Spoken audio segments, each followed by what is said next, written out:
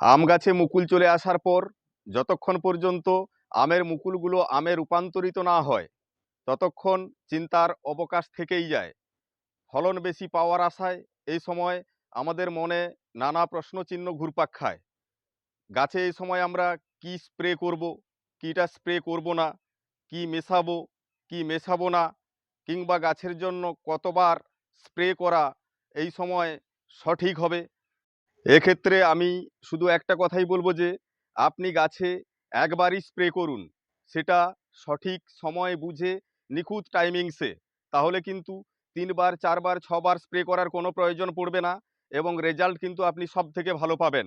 Spray আপনি তখনই করবেন যখন আপনার গাছ ভর্তি মুকুল গাছে আসবে এবং মুকুলগুলো বড় হয়ে যাবে, যার অর্ধেকাংশ প্রস্ফুটিত হয়ে যাবে। অর্থাৎ সহজভাবে বলতে গেলে 50% 60% মুকুল আপনার প্রস্ফুটিত হয়ে গেল, আর 40% বাকি থাকলো। ঠিক এই সময়ে আপনি গাছে একটা স্প্রে করে নেবেন। আর এই সময় স্প্রে করার কারণ হচ্ছে মুকুলকে ফলে রূপান্তরিত না হওয়ার যতগুলো কারণ থাকে তার মধ্যে গুরুত্বপূর্ণ কারণ হচ্ছে পাউডারি মিলডিউ নামক ছত্রাকের আক্রমণ। আর এর কারণেই অধিকাংশ আম গাছগুলো কিন্তু ফলন শেষ হয়ে যায়। আর এই পাউডারি মিলডিউর আক্রমণ আপনি বুঝবেন কি করে? ধরুন আপনি গাছে স্প্রে করেননি, তখন আপনার এই যে মুকুলগুলো দেখছেন এত বড় বড় মুকুল, এগুলো কিন্তু সব শুকনো হয়ে যাবে এবং ঝরে পড়বে নিচে। আর আপনি হাত দিলে দেখবেন যে পাউডারের মতো স্বচ্ছ পদার্থ কিন্তু আপনার হাতে লেগে যাচ্ছে, পাউডার লাগার মতো হবে আপনার হাতে। তখন এইটা হচ্ছে পাউডারি মিলডিউ, যার জন্য পুরো আম গাছ কিন্তু আমের মুকুল কিন্তু আপনার শেষ হয়ে যেতে পারে।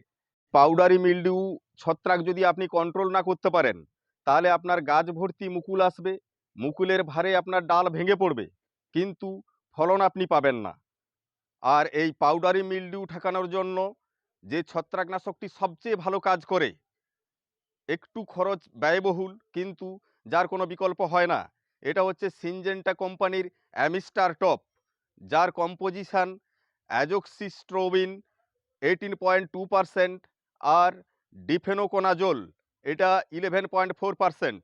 এটা 16 লিটারের ড্রামে আপনারা নিয়ে নেবেন 16 ml। আর এই সময় আম গাছে যেহেতু হপার পোকা, থ্রিপস এগুলো কন্ট্রোল করার প্রয়োজন রয়েছে, এগুলো এবং মিলিবাগ এগুলো সবগুলোর উপরে খুব ভালো কাজ করে ইমিডাক্লোপ্রিড। ইমিডাক্লোপ্রিড 17.8%। এটা কিন্তু 16 লিটারের ড্রামে 10 ml। আর যেহেতু পলিনেশনের কাজ চলছে, সেক্ষেত্রে পলিনেশনের কাজ এবং ফুল ফল যাতে না ঝরে তার জন্য কিন্তু বোরনের কোনো বিকল্প হয় না। তাই এর সঙ্গে কিন্তু 16 গ্রাম বোরন নিয়ে নিতে হবে। আর আম গাছের ক্ষেত্রে যেটা সব থেকে বেশি কাজ করে সেটা হচ্ছে plant growth regulator. Plant growth regulator হিসাবে নিয়ে নেবেন মিরাকুলান, দামেও কম, কাজে খুব ভালো এবং মিরাকুলানের কোনো বিকল্প হয় না। এটা আপনারা নিয়ে নেবেন 16 লিটারের ড্রামে 16 ml।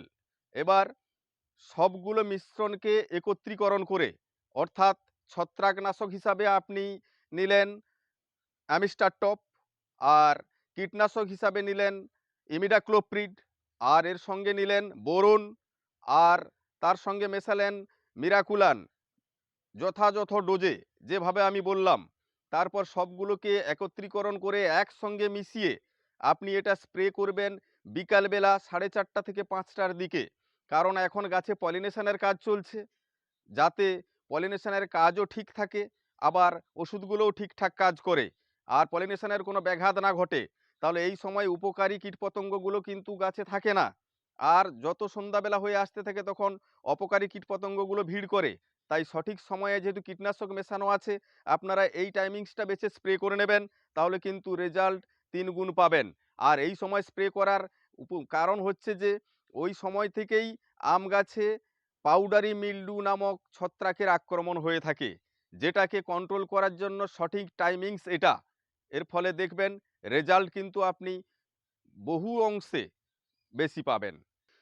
এইবার আমি বলি যে তাহলে তো আম গাছে একবার স্প্রে করলেই আপনার হয়ে যাবে, তাহলে 2-3বার স্প্রে করা হয় কেন?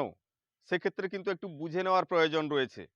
ধরুন আপনার আম গাছে একটা দুটো মুকুল বেরিয়েছে, সব ডালে মুকুল আসেনি, কিংবা অগোছালোভাবে বেরোচ্ছে, অর্থাৎ কোনোটা বড় কোনোটা ছোট, বা কোনো ডালে মুকুল আসেনি, তাহলে তখন আপনি কি করবেন? তখন কিন্তু একটা সহজ উপায় রয়েছে। তাহলে মুকুলগুলোকে আপনার সব একসঙ্গে বের করে নিতে হবে। এটার জন্য একদম এই দামি ছত্রাকনাশক ইউজ করার কোনো প্রয়োজন নাই। কারণ অ্যামিস্টার টপের দাম কিন্তু একটু বেশি। সেক্ষেত্রে আপনি ছত্রাকনাশক হিসাবে খুব একদম নরমাল ছত্রাকনাশক, অর্থাৎ নরমাল বললাম কারণ দামে কম।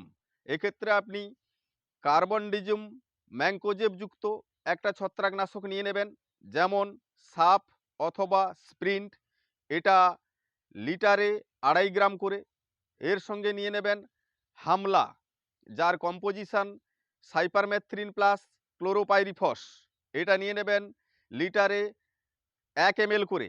আর ওর সঙ্গে নিয়ে নেবেন মিরাকুলান, এটা লিটারে 1 ml করে। আর বোরন নিয়ে নেবেন 1 গ্রাম করে। দিয়ে সবগুলো মিশ্রণ একসঙ্গে মিশিয়ে আপনি গাছে স্প্রে করবেন যখন আপনার গাছের সম্পূর্ণ মুকুল বেরোচ্ছে না, অর্থাৎ 1-2টো বেরিয়েছে। স্প্রে করার পর আপনি দেখবেন যে গোটা গাছ ভর্তি আপনার মুকুল চলে এসছে। তাহলে এই সময় এই মিশ্রণটা একত্রীকরণ করে একসঙ্গে স্প্রে করলেই কাজটা বেশি করে। এক্ষেত্রে কোনো মিশ্রণ আলাদা আলাদাভাবে স্প্রে করার কোনো প্রয়োজনও নাই। তাতে আপনার সময়ও সাশ্রয় হবে এবং বারবার স্প্রে করার ঝুঁকিও এড়ানো যাবে। দেখবেন গাছ ভর্তি মুকুল চলে এসছে। আসার পর কিন্তু আমার ওই সেকেন্ড স্প্রেটা আপনাকে একবার করে নিতে হবে, যাতে পাউডারি মিল্ডিউর আক্রমণ ঠেকিয়ে গাছকে পরিপূর্ণ রূপ দিয়ে দেওয়া যায়। তখনই দেখবেন আপনি ফলন কী হারে পাবেন। যেহেতু এটা ইউটিউব চ্যানেল, সেক্ষেত্রে আপনি কমেন্ট করার স্কোপ পাবেন এবং রিপোর্ট জানাতে পারবেন। তাহলে এড়িয়ে যাওয়ার কোনো প্রশ্নই আসছে না। অতএব রেজাল্ট পাওয়ার পর কমেন্ট অবশ্যই করবেন। এই একটা আম গাছের ছবি দেখুন। এখানে কিন্তু 1-2টো মুকুল এসছিল আর টোটাল গাছে কোনো মুকুল ছিল না। তারপর আমি শুধু একটাই স্প্রে করেছিলাম গোটা গাছের উপরে, ভিতরে বাইরে দিয়ে গোটাটা। এটা সাফ, মিরাকুলান, হামলা আর বোরন। তারপর আপনি দেখুন গোটা গাছটা মুকুলে ছেয়ে গেছে। ঠিক করে গাছটা দেখুন, গোটা গাছ। একটা কথা শুধু মনে রাখবেন, আমের মুকুলে একবার স্প্রে করার জন্য অ্যামিস্টার টপের যে মিশ্রণের কথা আমি বলেছি, তার আগে যদি আপনি আমের মুকুলে গ্রোথ রেগুলেটর হিসাবে মিরাকুলান ইউজ করে থাকেন, তাহলে অ্যামিস্টার টপের ওই মিশ্রণের সঙ্গে মিরাকুলানটা ইউজ করবেন না, তাহলে কিন্তু বেটার রেজাল্ট পাবেন। আর যদি না ইউজ করে থাকেন, তাহলে তখন কিন্তু আপনি মিরাকুলান অবশ্যই ওই মিশ্রণের সঙ্গে ইউজ করবেন। তারপর যখন আপনার ছোট ছোট আম সেট হয়ে যাবে, তখন কিন্তু একটা স্প্রে করার প্রয়োজন পড়বে। সেটা আমি পরবর্তী ভিডিওতে আপনাদের সামনে উপস্থাপন করব।